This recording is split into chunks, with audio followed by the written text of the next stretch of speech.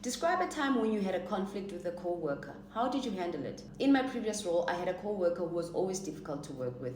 We had a big argument over a project and I just tried to avoid them as much as possible after that. It was very frustrating, but I didn't think it was my responsibility to fix the situation. This approach avoids addressing the conflict directly. It shows a lack of willingness to resolve the issue and also a negative, blame-shifting tone. In my previous role, a co-worker and I had a disagreement over an approach to a project. I scheduled a meeting with them to discuss our different perspectives. During the meeting, I actively listened to their concerns and shared my viewpoints as well. We both agreed to compromise by integrating elements from both approaches, which ultimately improved the project's outcome. This experience taught me the importance of open communication and collaboration. By answering in this way, you demonstrate initiative in addressing the conflict. You also highlight active listening and collaborative problem solving. It shows a positive outcome and personal learning. How do you handle disagreements with your manager?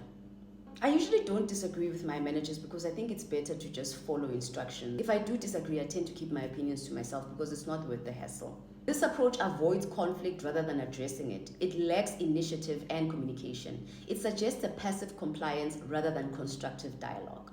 If I disagree with my manager, I make sure to approach the situation with respect and understanding. For instance, there was a time where I disagreed with my manager's decision on a project timeline.